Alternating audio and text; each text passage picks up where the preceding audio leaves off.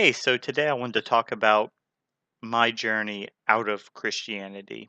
And obviously, there's lots of former Christians out there, and each one of us has our own story about how we um, came out of Christianity, what made us abandon the faith. And, you know, everybody has their own reasons, and, there's a lot of differences and there's a lot of similarities, but I I don't really see too many people who are talking about the same kinds of things I'm talking about, so I felt like putting my story out there would maybe help foster some understanding.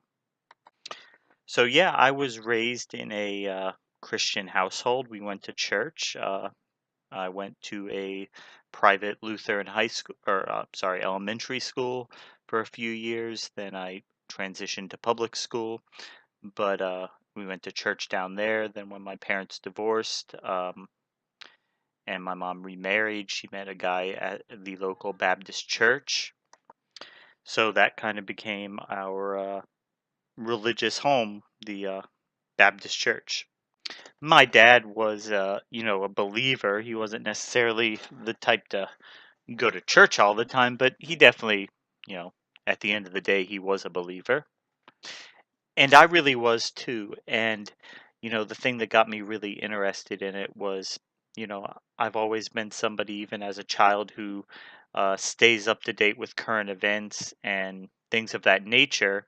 And when you could take Christianity and apply it to, current events and, the whole end time scenario, and I found that very fascinating and interesting that in Christianity you got to know ahead of time what was going to happen.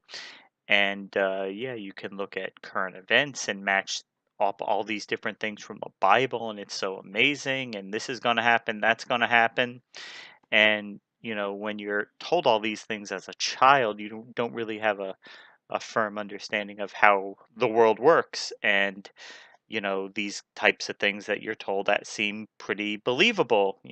Okay, one day we're all going to just be called up into the air. We'll all just disappear from our beds, our cars, wherever, and we're going to go up and meet Jesus. And then we'll go off to heaven for a few years. All hell's going to break loose down here, but don't worry, we'll be up there, uh, getting ready to come back down, yada, yada, yada.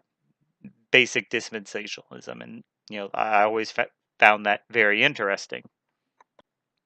Now, I've always been the type of person who is never afraid to challenge your beliefs. So, even when I was younger, maybe as a teenager, I decided to start looking at some of the things from the other side.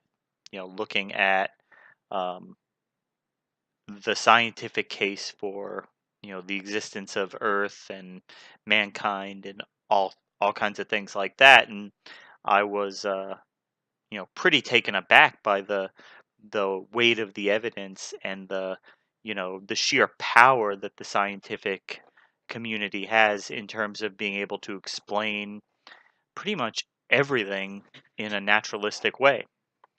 So I guess I started to adopt maybe more of a theistic evolution, maybe day age, all these rescuing devices that um, people of faith use when science and their faith conflict, and they have to try to find a way to work them out. How can they possibly fit together?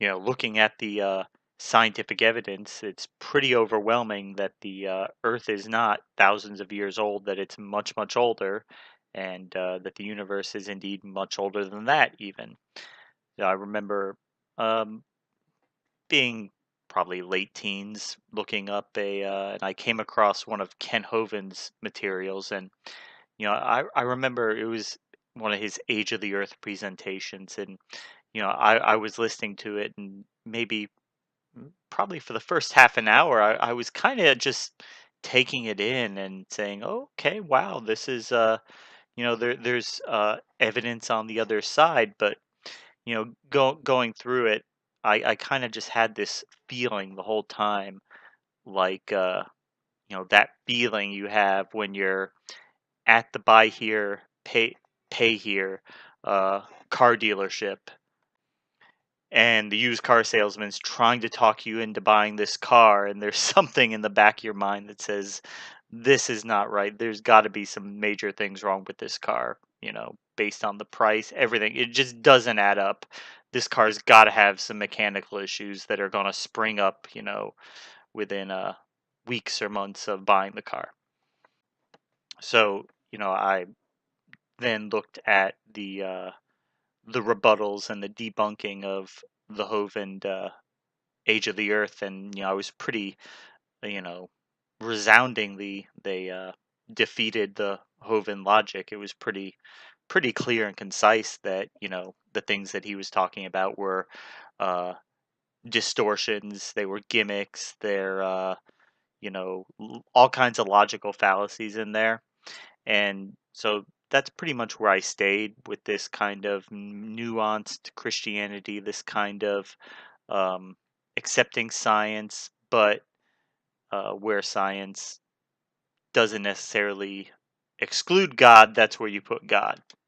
So, all the things in the Bible that can be categorically disproven to be not factual, well, they're metaphors, they're analogies, they're not meant to be taken literally, and those which can't be disproven per se or have yet to be disproven, you can consider those as potentially literal. Like you can take uh, end time scenarios as literal because they haven't been conclusively disproven. It's not making scientific claims. It's making a claim about something that's going to happen, and you can always say that well, it still will happen. So you can never really disprove that. So I was pretty comfortable with that. So fast forward to maybe 2000, late 2007, early 2008, when our economy jumped off a cliff. Now, I think the Christian community was, the conspiratorial Christian community because, this is where faith meets conspiracy theories and they just kind of all jumble together in a nice little mess of logic. So basically, if you take the modern conservative dispensationalist idea and you believe there's a literal antichrist coming to rule on earth, I mean, you're looking for a time when there's tremendous economic, political, social upheaval. You're looking for a very tumultuous time that would be um, required in order for some type of seismic shift in the entire way the world functions that would allow, one leader to emerge in some type of worldwide way. That's just not going to happen one day. It's going to be as the result of, some type of major economic, political, social upheaval that's going to, basically upend society as we know it and is going to make this kind of radical, dramatic changes actually be plausible, which otherwise they would not be. And 2007, 2008, that was the perfect scenario. If it was ever going to happen, that would be the scenario. Okay. So you had the world economy, you had the US economy basically on life support. Okay. It would not have, if you really wanted to kill the economy at that point and you had some type of grand plan, some type of conspiracy to take over and impose martial law and, you know, uh, create some type of worldwide government or worldwide response to this economic upheaval, that would have been the time. That would have been perfect. And that's kind of what I was expecting to happen based on the beliefs that I had. This has to be it. There's no more perfect opportunity for all this to start happening but then. Then you had the rise of Barack Obama and the immense political following that he had. I mean, it just makes so much sense from that worldview that this would be the time that something big was going to happen. And it just didn't. You know, world markets and everything slowly began to stabilize. Nothing drastic happened. Everything eventually settled back down. And yeah, life went on. Barack Obama came and went.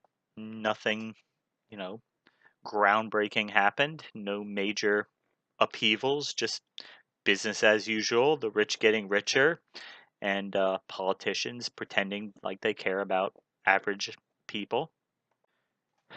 But all is not lost in terms of if you want to cling to that worldview, you can always say, well, this economic collapse was, just getting us ready for the next big one. And then when the next big one hits, it'll be even bigger, and then something's going to happen. That'll be the perfect opportunity for all this stuff to take place. But I think being a little older and maybe a little wiser, and being a little bit more uh, knowledgeable about the way things work, it just that explanation just did not seem to be as compelling as it might have been to me 5 or 10 years prior. So we were told, and it's been preached in many churches. It's probably still being preached today that the end cannot come, um, after the people who were alive to see the reestablishment of Israel. That generation won't pass from the earth. A biblical prophecy, and well, we're very rapidly approaching that date. Any minute now, where most of those people will not be around in another 10 years or so. But what's more important than that, per se, is, okay, yeah, they're going to be around a few years, but we've also been told that, well, before all this can really get started, the temple has to be rebuilt, because it says that the Antichrist is going to stop sacrifices from taking place, and they're not doing sacrifices, so they have to rebuild their temple in order to do that. And then you start to look at the political landscape, and you say there is no possible way that this temple is going to be rebuilt anytime soon. No possible way. For one, 99% of the Jews have absolutely no interest whatsoever in rebuilding a temple. They don't, because they feel like they've got God in kind of a you know they've got him on a technicality. See, you require us to do all these sacrifices, but you haven't provided us a temple to do it with, so therefore we don't have to do it. So trust me, these Jewish people are not gun ho about rebuilding this temple so they can all go to Jerusalem every year and sacrifice animals on live TV. That's not the image that the Jewish people want. It's makes their religion look, backwooded and terrible. And yeah, there's no prospect of that happening anytime soon. And even if they wanted to, even if they had plans for a temple, it would still be 10 to 15 years before anything like that took shape. And yeah, there's just not time for that to happen within the time frame that we've been told will need to be. So, and I would ask different Christian ministers and people who I'd seen online and YouTube, and hey, okay, so I've seen you do videos on the end times, so help me with this. Um, so, since the temple will not be rebuilt and can play no part in any type of end times theology, then what else could the Bible possibly be talking about? What other type of metaphor could the Bible be, you know, using, since we could be reasonably certain that it's not talking about the temple, because that's out of the picture. And I never really got any type of satisfactory answer to that. Most of the ones that I asked, they really didn't address the question. Some of them say, well, you just have to have faith that it's going to happen somehow. Okay, but it's not. So we're still left at the same place we started with.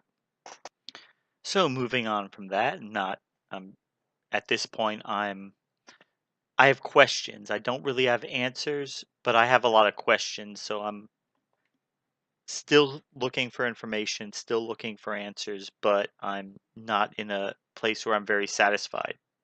So over the years, you know, listening to things and hearing things is, it can be a strange thing, because you can hear the same thing hundreds of times and just one time when you hear it, something will jump out at you and you know really strike a chord with you, really make you think. And you may have heard it the hundreds of times before, and it never really had that effect. But I guess that's how our mind works.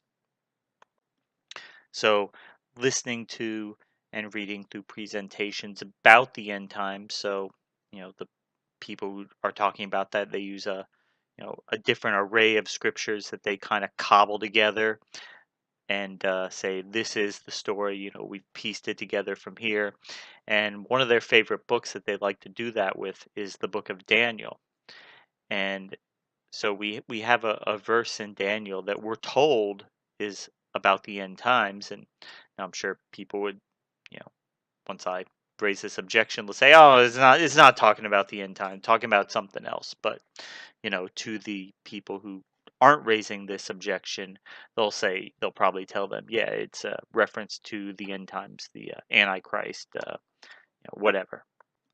So we have Daniel 11:40, and Daniel 11:40 says, "And the time of the end shall the king of the south push at him, and the king of the north shall come against him like a whirlwind, with chariots and with horses and with many ships, and he shall enter into the countries and shall overflow and pass over." That's the King James Version. Now follow me here. We're told that the Bible is a supernatural book that has supernatural insight into the future, can predict the future, that these authors had knowledge passed down to them by God, that they were inspired to write what they wrote. And we're told that somebody with foreknowledge from God is writing about a modern battle that's going to happen in the future, and he's talking about chariots, horses, and many ships. Let that sink in. Chariots, horses, and many ships. Now, we know that in modern battle, we chariots have not been used in a long, long time. Uh, Horses are basically obsolete as far as the military is concerned, as far as any type of combat role. And naval battles of today and of the future are not many ships. They're just a few very powerful ships. It's not like it was, you know, hundreds and thousands of years ago where you had just masses of hundreds of ships. No, that's not modern warfare. Now, I understand that somebody living 2,000 years ago, 2,500 years ago, would probably have a difficult time if they just had a glimpse of modern warfare. They'd probably have a little bit of difficulty describing a lot of the things because they had never seen them before. But you wouldn't describe an apple to be a tiger. I mean, you would see them probably struggling with language to try to come up with some way of describing things. But a tank or an armored personnel carrier in no way resembles a chariot. It just doesn't. And there is nothing about modern warfare, about modern battle, that has anything to do with horsemen. Nothing to do with horses. And for naval warfare, they might not understand. They see a modern warship firing cruise missiles at targets and things like that. They might have a hard time articulating that, understanding what's going on, but they're not going to mistake that one ship for tons of ships, many ships. You're talking maybe a handful of ships, like 5 or 6 total, not hundreds like battle was fought thousands of years ago. So, it's pretty obvious that the person who wrote this had no clue, no concept, no idea what modern warfare would be like. And isn't it just strange that he describes warfare, exactly as it was back in the day, back when they, lived? So to me, the complete utter and total failure of Bible prophecy to predict anything, to give us anything of any type of use, um, as far as what's happening and what's going to happen, is a real mark against the validity of the book. It's kind of a take it or leave it type of thing if if the book declares itself to be true and infallible and you find things in it that just don't make sense, and they're not, no way that they're allegory or metaphor, it's making claims about the future that are just not true and don't make any sense. Well, that kind of indicts the whole idea that it's infallible and that it's a wellspring of truth. So when it makes outlandish claims, when it makes claims that defy science and logic, are you just going to take that by faith and just say, well, doesn't make sense? The book says a lot of things that just don't add up, but I'm just going to choose to believe just because. And I mean, if you're happy with that, okay, but I think people who actually want to believe things that are true and want to have a worldview that is based on fact and reason and logic, um, are just not going to be satisfied with that. Now, moving on from the failure of prophecy, I think a lot of us, pretty much all of us, when we're children, and we hear things and we read things and we're told things by adults and everything. You tend to be very gullible. You tend to, you know, believe things that, as an adult, you might be a lot more questioning of. You might, want to take things with a grain of salt. You might want to look into things a little bit more. But, in the mind of a child, anything is possible. And if somebody that we trust is telling us this, and this is somebody that our parents trust, and hey, it's got makes sense to me, right? It's got to be true. And so most people who are of faith are introduced to all these kind of strange concepts and these outlandish stories, um, as children, when we're able to believe things that are outlandish, when we're able to believe things that really don't make sense just because we're told that that's the case. I mean, it's a true story. I used to believe that December 25th, a man in a red coat would come down the chimney and leave me presents under the tree, and it panned out. I would wake up Christmas morning and there'd be presents there, and mom and dad are saying it was Santa Claus. Hey, why not? Why would it not be? People that you trust and love are telling you this is the case. There's, appears to be visual confirmation of it. It must be magic. But then what begins to happen is as you grow older and you get more experience in the world, and you see that actually there's nothing magical in the world. Everything magical is make believe. And your parents, your teachers, they will tell you what's real and what's not real. And you begin to acquire more knowledge about how the world works. And you see everything pretty much has a reasonable, logical explanation. You might not understand it at the time, but um, as you learn more, you'll get more understanding of it. And even if you don't, there are people who are older than you, wiser than you, smarter than you, and they understand it. And they're telling you there's a logical explanation, and one day you'll understand. And, you kind of take that and you run with that.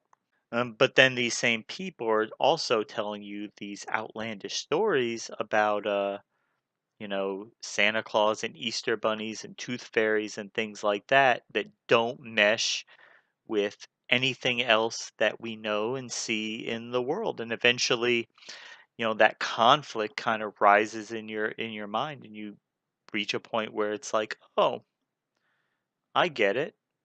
you know, there is no there is no Santa Claus, there is no tooth fairy. what I know to be true 99% of the time is not suspended for that 1% of time to allow magic to happen. No, what you know to be true and logical and reasonable applies all the time. And, that 1% that you've been led to believe is magic is, you were just being tricked. And like, once the adults in this child's life, once they are aware that, okay, uh, he or she is making these connections, they understand that this is not true. It's time to stop reinforcing these make believe and these fantasy ideas, because at that point it's going to be more harmful to try to keep reinforcing something that the child is very suspicious of and highly suspects is not true, because it just doesn't make sense. And in fact, if the adults actually continued to reinforce those fantasy ideas, that would actually be harmful to the development of the child. Now, the thing with religion is that nobody stops reinforcing these ideas; they just continue to reinforce them, and develop different rescuing devices and you know l- logical gymnastics that you can do to try to maintain these beliefs that seem to conflict with everything else you seem to understand about the world. So now this is a kind of hard exercise to do, because it's hard to put your mind in a state that it's just not in. So it's difficult, but if you can try, if you can at least try to um, have no preconceived notions, no um, set beliefs, and just take the Bible, open it up with no preconceived notions, no ideas, no um, whatever, and you're just trying to put your mindset as if you just found this book one day. You just walked into Starbucks and there it was sitting on the table, and you just decide to open it up and start reading, and you have never heard of any of it before. And if you're able to do that, then just take the Bible, open it up, and just start reading. And when you first start, try not to have any um, make any judgments. Just read and try to absorb the information. And if you can do this in a completely open mindset, I don't think you'll get but 4 or 5 pages into it to where you're like, this is nonsense. This is uh, poppycock. This is absolute fantasy. This did not happen. This is the work of ancient man. This is not the work of the most intelligent and knowledgeable being possible. This is not from the epitome of wisdom. This is ancient man trying to make sense of the world around him and using stories to do it with. This God in the Bible, he acts and behaves as ancient man would. He does not do anything that is nuanced, or nothing that we would expect from a purely enlightened being with pure absolute knowledge of everything.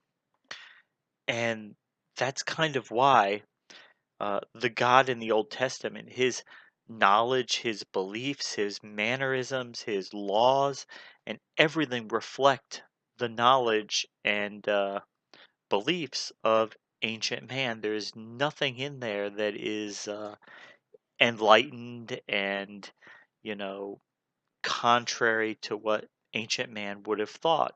It's basically ancient man trying to make sense of the world, trying to put together what a law that they think would be morally right and acceptable based on what they knew. Now, what you would expect to find if this was a book from the most intelligent being in the universe, you'd expect to see um, conventional wisdom of the day just being absolutely upended. You would expect to see um, pronouncements and things that just go completely against the grain of what the people of that era thought. Okay, because we know that the people of that era were not enlightened and that they had a lot of horrible, barbaric practices that we absolutely reject today. You would not expect to find um, the most intelligent being in the universe, the epitome of wisdom, telling you that if your child does anything you don't like, the correct response is to beat the crap out of them. And if that doesn't work, then just execute them. That's parenting, as we're told, by the most intelligent, enlightened, smartest, goodest possible being in existence, and that's his answer. If your children are doing something you don't like, beat the crap out of them. If that doesn't work, execute them. Now, is that more in line with uh, intelligent thought, or is that more in line with maybe barbaric, prehistoric ideas about child rearing? And you can see this kind of thing over and over again in the Old Testament, that these laws of God are barbaric and they're harsh and they're cruel, and yeah, they happen to perfectly coincide with conventional wisdom of the day. Go figure. Now, fortunately for us humans, as time gets goes on and we acquire more knowledge, we become smarter, and overall we become less cruel, less barbaric, more tolerant, more inclusive. So wouldn't you know, a few centuries later, you start getting into the New Testament and you get a kinder, softer, gentler version of God. You know, he's not, you know, killing people left and right. He's not telling you to execute your children. He's not telling you to, execute your wife, and things of that barbaric nature. So as society slowly became somewhat less barbaric, you get a somewhat less barbaric uh, depiction of God. He's kinder, softer, gentler than the Old Testament God. So for me, okay, looking at Christianity, one big strike is the complete and total failure of Bible prophecy. The next big strike would be the sheer ridiculousness and lack of common sense that you find in scripture. Okay, it is bass backwards completely and looks nothing like what you would expect from an intelligent supernatural being, and looks exactly what you would expect to find if it was written by man.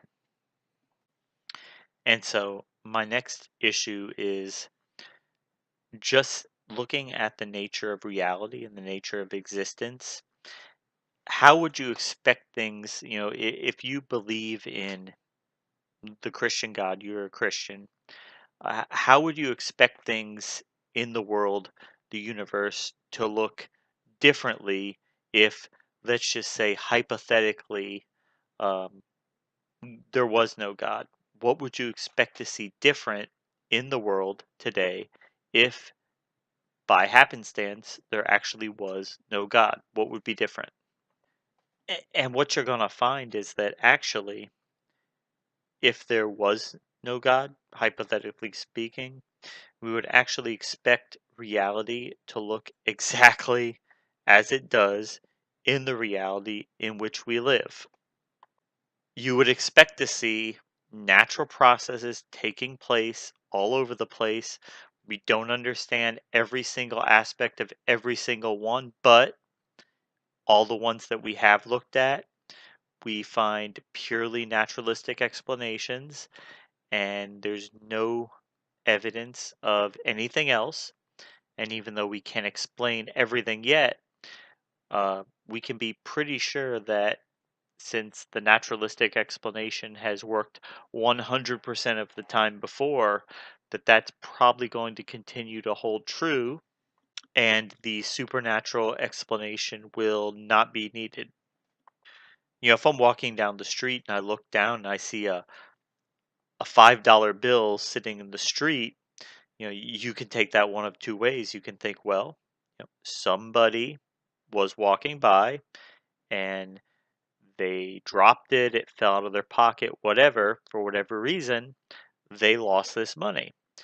And I guess you could also theorize that there was a supernatural being that just decided, hey, you need an extra $5, so I'm going to just make that magically appear right in your path.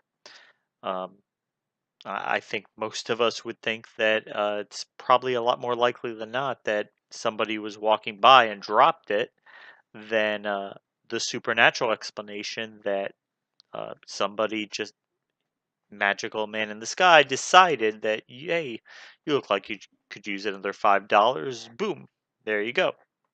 Okay, so we have whales. So um, did they just happen to be land mammals that, for whatever reason, evolved to be more uh, suited for living in the water, and that over thousands of years they, actually not thousands, millions of years, they eventually lost the ability to function on land and became purely aquatic animals, but they retained their need to breathe oxygen from the air. They didn't have gills, and so hence we have whales. Or you can think that you know God just decided that, well, I'm gonna put well, I have fish in the water, and then but I'm also gonna put in the ocean this group of mammals that will function much like land mammals, but they're actually going to be aquatic for whatever reason, and they're going to breathe air through a blowhole, and they're going to do all the things that mammals do that live on land, except they're just going to be aquatic mammals. Yeah, doesn't make a lot of sense. Doesn't really seem like something anybody would sit down and plan out. Seems like what would just happen if you left biology to its own devices, and you're going to end up with unusual things like that really um, don't have any rhyme or reason to it. It's just what happened. So I think I've gone on probably far too long as it is, but anyway, that's some of the things that I noticed that uh, were influential in my decision to leave Christianity, to stop believing in theological and the things that just don't make any sense. But I was a Christian for many years, and a lot of the people I know, in fact, most of the people I know, still do believe and still are Christians. I have family that's still very devout, and they're good people. I think they're just mistaken on this issue.